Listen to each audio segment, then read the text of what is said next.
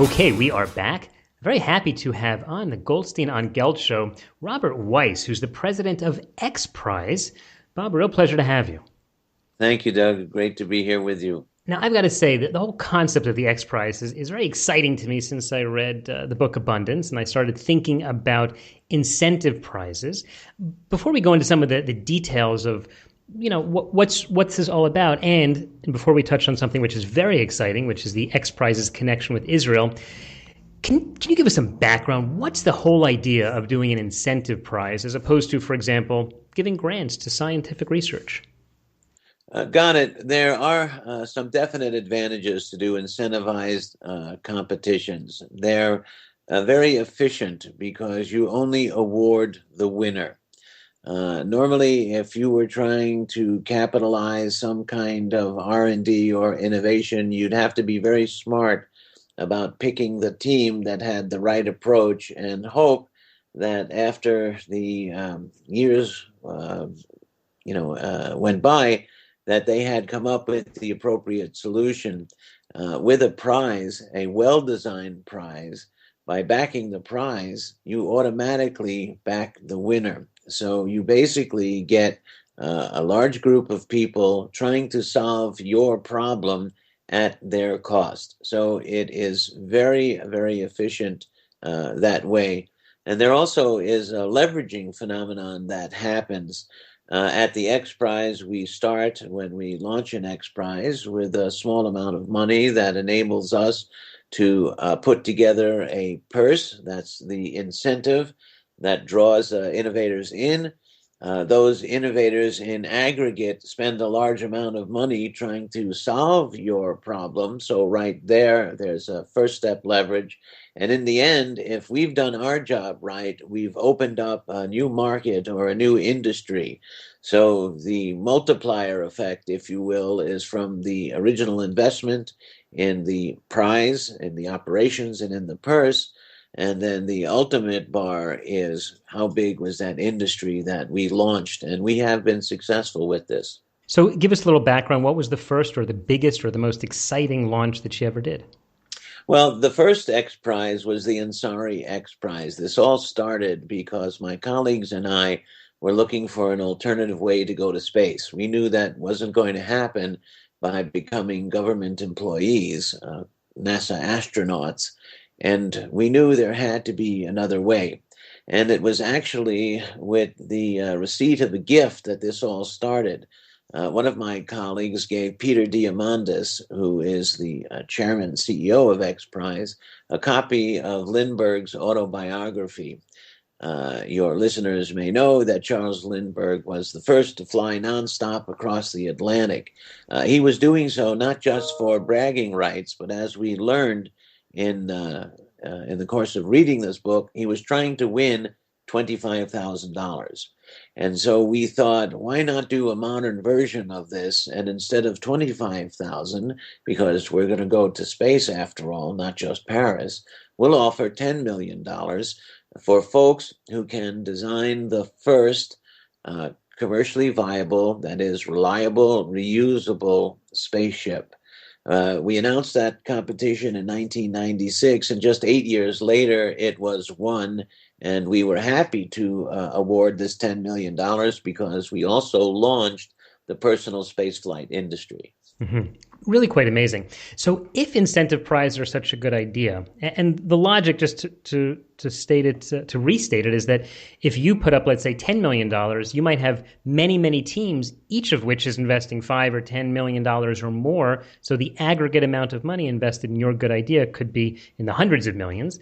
So couldn't this solve other problems and really major problems, for example, curing diseases or world hunger or water problems? And if so, why aren't people doing that? That is a great question. When we rediscovered this model, and that is what we did, we rediscovered it, we didn't invent it. We learned that it had been the way that advances in aviation, for example, had been made in the early part of the 20th century.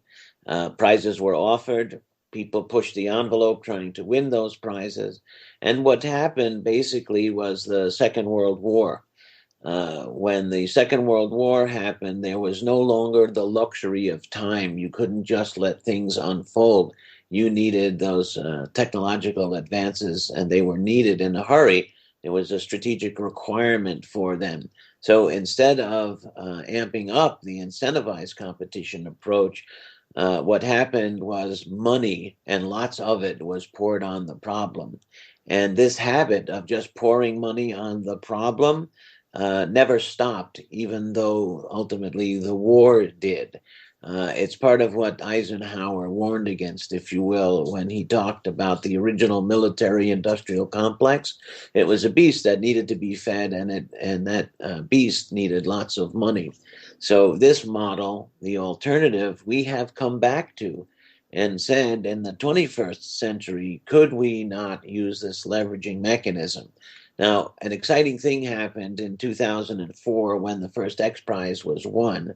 Not only were we able to make that first award, but because the model proved out, the methodology, if you will, was again proven to work, we launched X Prizes in other areas, life sciences, energy and the environment, other exploration prizes as Right. So well. you're taking this concept of using an incentive in order to help many, many different areas. We're talking with Bob Weiss, who's the president of XPrize. He's been talking to us about some of the background. Bob, I want to dive in a little more to this because although I fully respect your ability to rediscover something that helped Lindbergh fly over the Atlantic Ocean, I'm still wondering, how is it that people couldn't figure this out? In other words, for the 50 years between World War II and when you guys started to get involved, no one could have said, hey, wait a second, what if we make an incentive prize? Then the government doesn't have to invest billions or private industry doesn't have to invest so much money either. It seems like we're missing something, and I can't quite figure it out.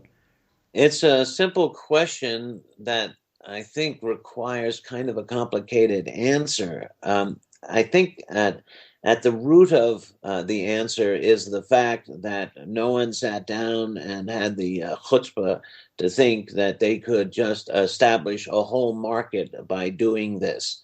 The idea of setting up this construct that would ultimately result in the market. People were still thinking small scale about individual point to point efforts, if you will.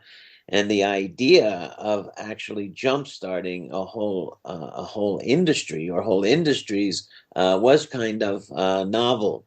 And so I'm not sure why someone didn't have this idea before or rediscover it the way that we did. In our case, it was a matter of necessity. We were looking for an alternative way to go to space. Okay, so let's touch on that one, the going to Stumbled space across thing. this. So going to space, obviously the X Prize committee decided that's where they wanted to go. Did you decide that because of the good return or the investment, or was it just the types of guys who got together to think about this were the people who grew up on watching Star Trek and weird science or that great movie classic like Amazon Women on the Moon? Wow, you are quoting the classics.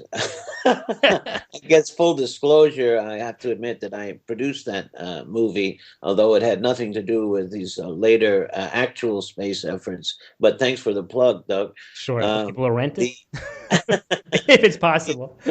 Yeah, I think there might be a copy still someplace.